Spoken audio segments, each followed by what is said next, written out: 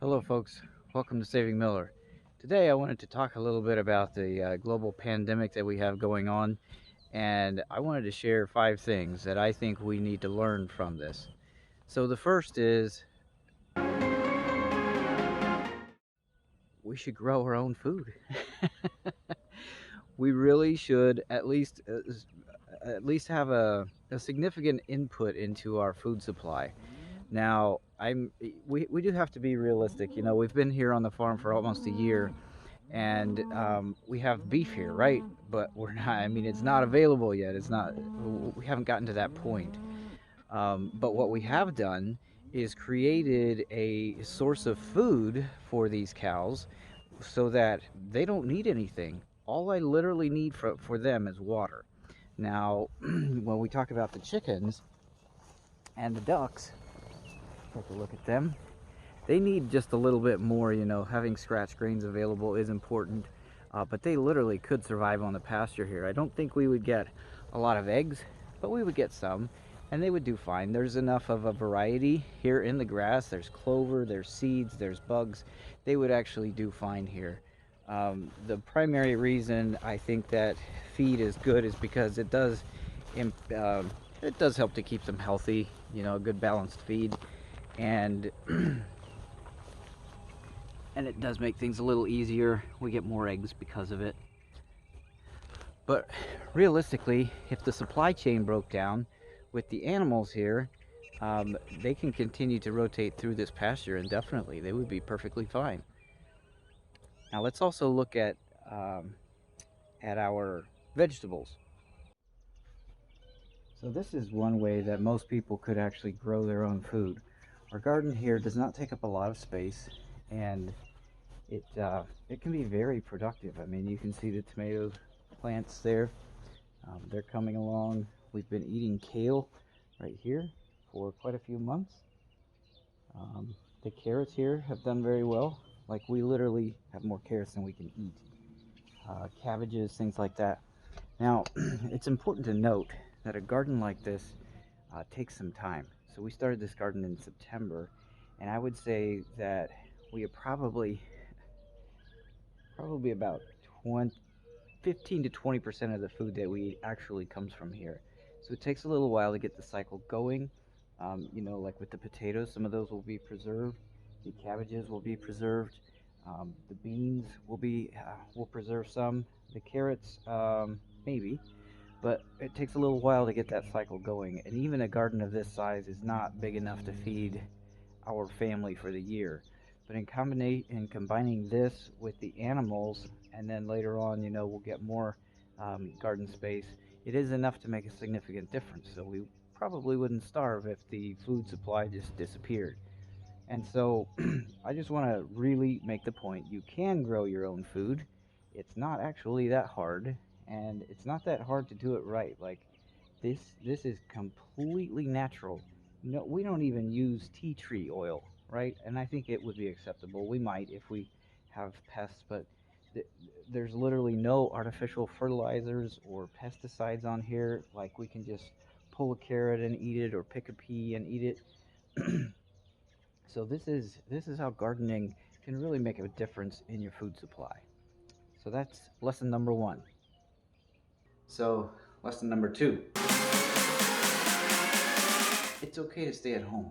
It's okay to be at home. We don't always have to be out doing things. We don't have to have sports. We don't have to have entertainment, out there, concerts, movie theaters, things like that. We can actually stay at home. It's okay. In this room, I work here. That's my desk, and right there on the fireplace is the mini farmer's desk, and her toys. And the baby farmer often sits here on the floor and watches me. So it's okay. It's life. Life for us was already that way, so we were used to it. But we've discovered it is okay to just stay at home, and it actually for us has been a very good thing. And I think most people are going to find out that maybe they don't need some of that external input to constantly entertain themselves. People are finding creative new ways to do things. They actually finally have the time to garden and things like that. And so I think it's been a very positive lesson for a lot of us.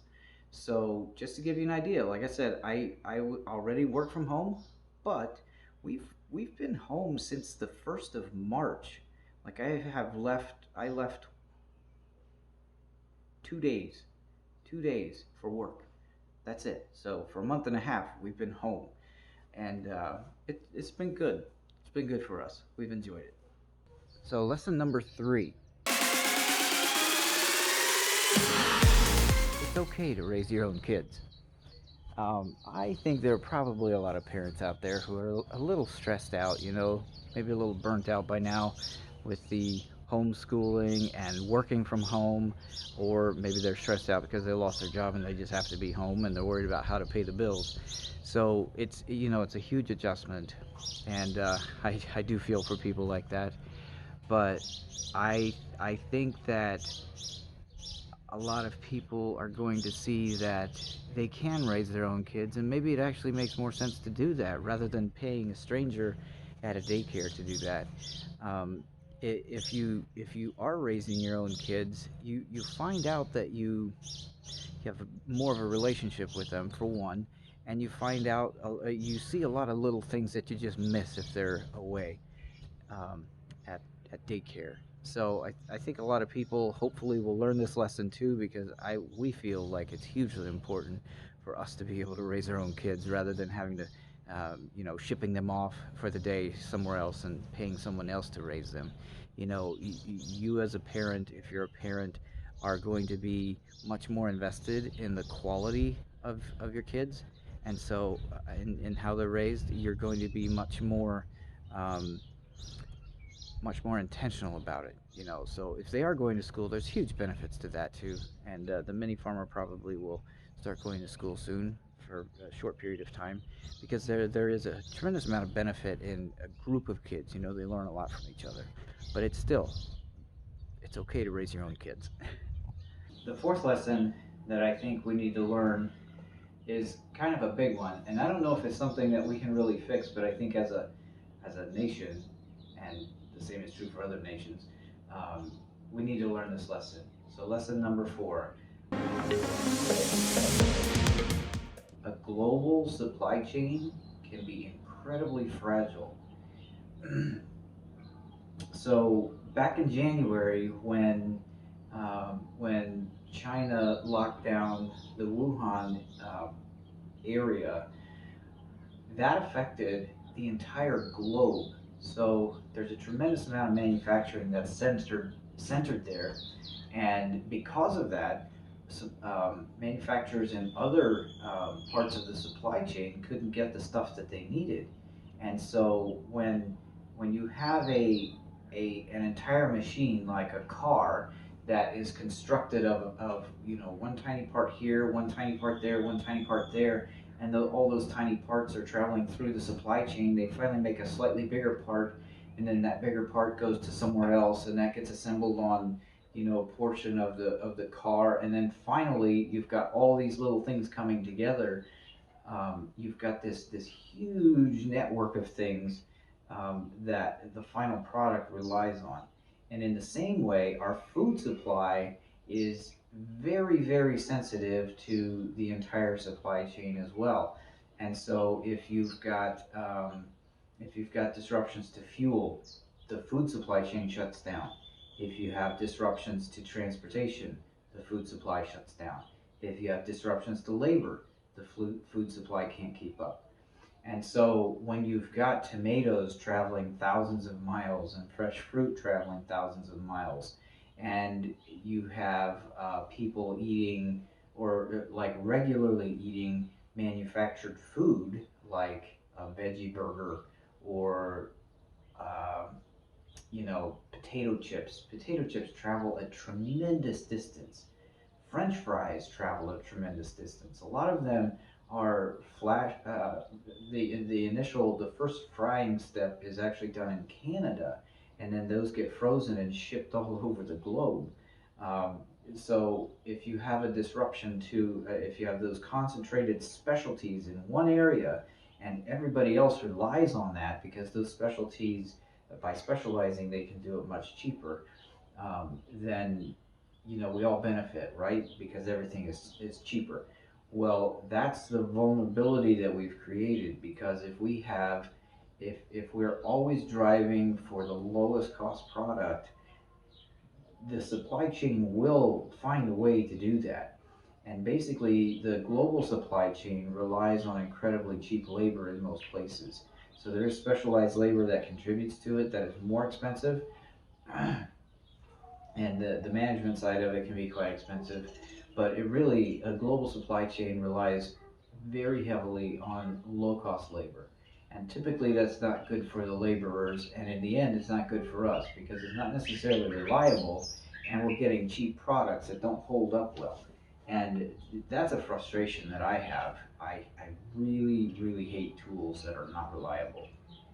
Really like to see a much more distributed supply chain where there's production here, there's production here, there's production here, and things are much more localized, where we're better able to meet the needs and the demand in our local communities, rather than relying on a community that's thousands of miles away to meet the demand that we have.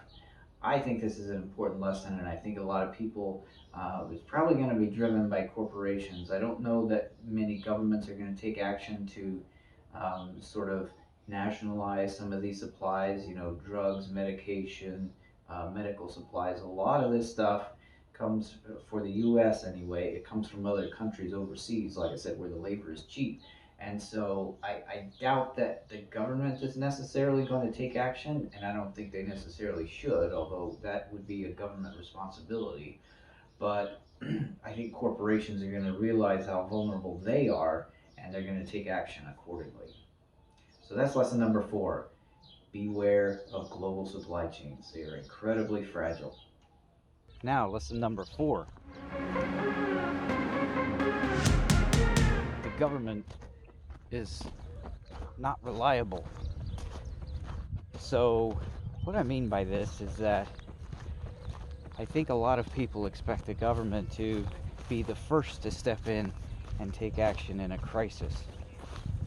It seems like the government is held responsible, or people have that expectation that the government is going to do the right thing and take care of everybody.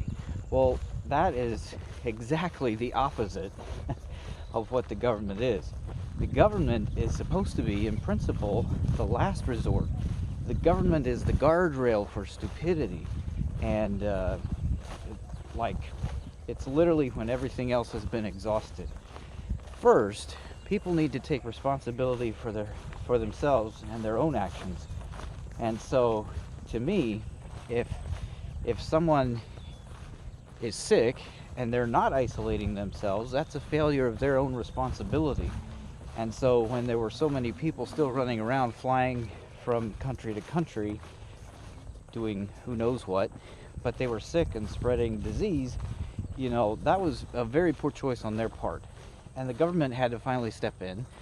Governments across the world in general step in and say, no more flying, everybody stay home, basically, and had to develop these quarantine or self-isolation protocols.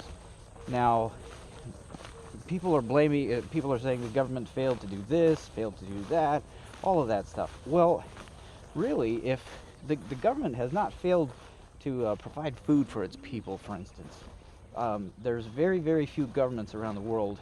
There's a few exceptions, maybe Venezuela and Cuba, where the government is primarily the manager of the food supply chain. Here in the US, the government has little control, and in most countries, the government isn't responsible for providing food for people. Like, that's not how things are done.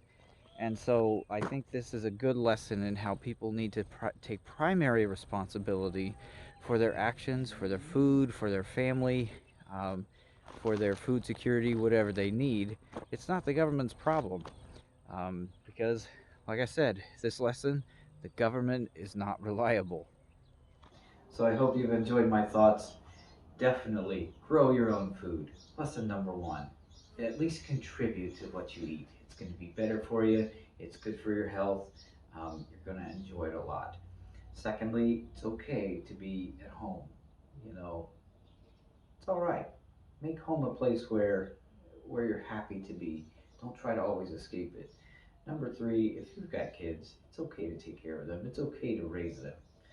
Number four, be wary of global supply chains and globalization. And I hesitate to say this a little bit because globalization has benefited a lot of people in a lot of ways, but it has also created this vulnerability that we're witnessing today. So it both contributed to the spread of the virus, the very rapid spread of the virus, and then it has affected how we respond to it, right? So it can be a good thing. It seems cool, but it does create these issues in times of crisis. And number five, the government is not reliable. And I don't mean I'm generalizing. I'm not saying the U.S. government or any particular government. I mean the Chinese government is no more reliable than the U.S. government or Russia or Cuba or whatever. It doesn't matter. Sweden. Um, People need to take personal responsibility for their actions and for what they're doing and for their needs. And so, what I mean by this is that instead of relying on the government to take care of you in times of crisis, develop those skills, develop the understanding of what goes into your daily life, and make sure that you can replace that, and that you can adjust and adapt to what's going on. The government our government serves a very important function. Here in the U.S., it's supposed to be for the people and by the people, and so I think we've gotten away from that a little bit, where it's become only for the people, or we're trying to make it only for the people, but we're not contributing the by part, where it's like the government and it's us. We have to understand that this is supposed to be one entire group of people working together. It's not supposed to be the government taking care of us. And so I think these are important lessons that we've learned from this global pandemic, and I think that in the future people will be more thoughtful about some of these things. So I would really like to for you to leave comments and let me know if there are lessons that you've learned that you think are very important. So till next time, Saving Miller out.